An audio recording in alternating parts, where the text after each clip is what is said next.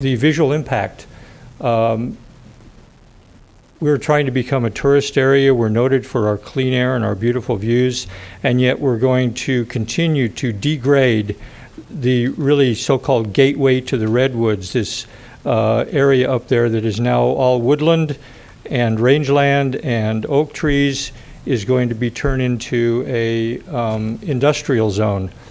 There'll be, the views will change from 101, from Ridgewood Ranch, from Ridgewood subdivision, thereby deflating the property values.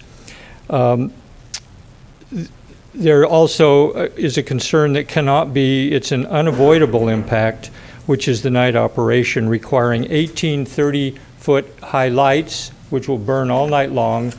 I can't imagine trying to live up on Ridgewood Ranch with 18 30-foot high Klieg lights burning 24/7 or at least all night long. And then there's one other issue before I sit down. It's just, to me, this is just stunning in its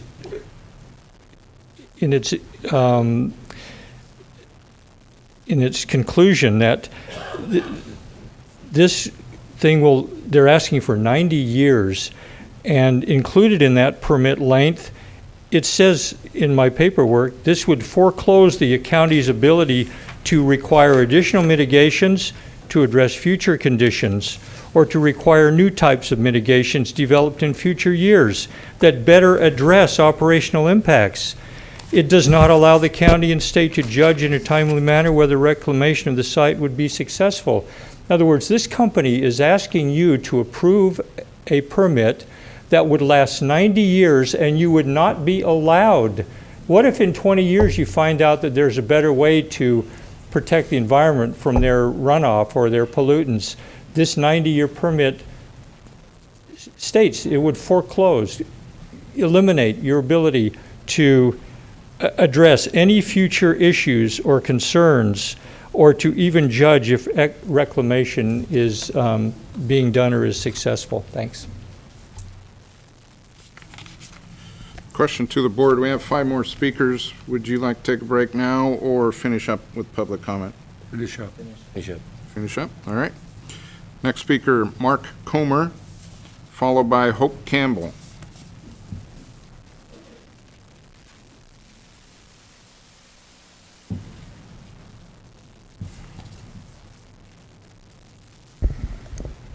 Good morning. Good morning. Members of the Board of Supervisors, I am missing work today to be here. I own my home. I'm a board president of Schaefer Ranch Road Association, though I speak for myself. I'm a past vice president of the Willits Chamber of Commerce, and I've lived here for 26 years. You are the highest elected representatives in our county, and it's to you that I come for protection. Even though you do not live in my home, or perhaps even in my subdivision on Schaefer Ranch Road, which is about 3 miles from Willits and about 1 mile from the proposed plant, I want you to imagine that you do live in my home or in my subdivision.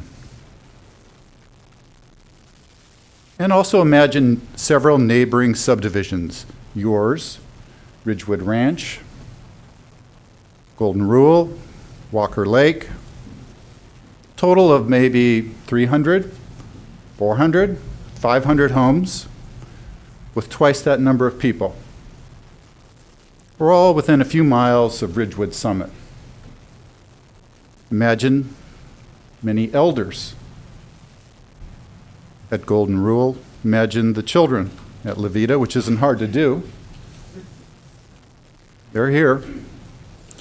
And even if you can't imagine living here, suppose for a moment that it is your child or grandchild, or say your mother or father who are living there. Are you with me so far? Mr. Delbar, are you with me? I'm listening to you. I'm waiting for you to get to the IR part, though. I'm getting there. I'm getting there. And now there's a proposed tripling of the neighborhood gravel quarry and a possibility of an asphalt and cement plant in your neighborhood. Are you a little worried? You might be angry and wonder, who in the world would dream of this idea, especially when you learn that that dang EIR, see, I got to it, acknowledges that there is a threat of increased truck traffic, noise, dust, smell, toxic releases, groundwater pollution, and that the rock-solid guarantee that these dangers can only be mitigated, not eliminated. And on top of that, you might be a little annoyed that the proposed plant wants to operate for, guess what, 100 nights a year, 100 nights a year for 90 years. Are you feeling a little bit worried about your future, your children's future, your parents' future, living in the shadow of this? And since you are the most powerfully elected representatives in the neighborhood, I assume that you're where the buck stops. Am I right? And so I ask you, will you be the ones to tell Northern Aggregates to cease operations if the 93 children at Levita develop asthma or other respiratory illnesses as a result of airborne pollution? Excuse me? Please finish that, Mr. Comer. All right, thank you. Will you be the ones to tell Northern Aggregates to shut down early if the elderly at Golden Rule develop problems because of the noxious odor and pollutants? Will you be the ones to tell Northern Aggregates to cease operations if your water level becomes low in your wells and springs as a result of them drawing down the water table? And I'll finish up now, sir. Your time is up. All right, then I'll finish there. Thank you. Thank you. Hope Campbell, followed by Chris Brown.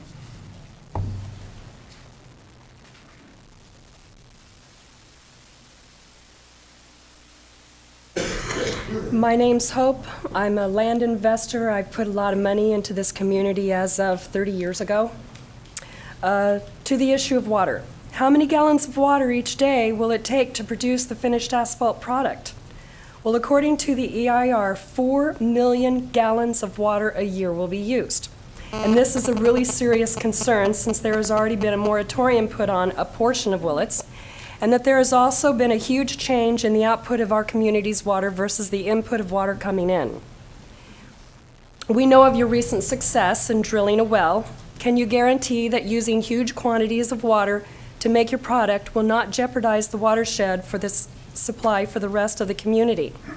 I invested in a piece of property some years ago in Willits. The well could fill a 2,500-gallon holding tank in approximately 2 hours or less. The well was also the only one on the ridge top. In the last 5 years, 15 to 20 new wells have been put in by new neighbors, and now the well can only run for 35 minutes before it has to rest and refill. I don't believe the EIR, as of yet, has properly addressed how this loss of water from the Willits area will affect Willits' water levels for the rest of the community. It is not in our best interest as individuals or as a community to bring in more chemicals into our environment, nor not to question the issue of water consumption from the Harris Quarry. Thank you. Thank you. Chris Brown, followed by Ernie Whiff. Yes, I'm Chris Brown. I'm Mendocino County Air Quality Management District. I'm the Air Pollution Control Officer, which most of you know, maybe not most of the audience. I do want to point out that our younger speakers earlier, he properly pronounced the name of all those chemicals, which I can't even do sometimes. Polyaromatic hydrocarbons is something I always call PAHs, and they are not something that's good to have in the air.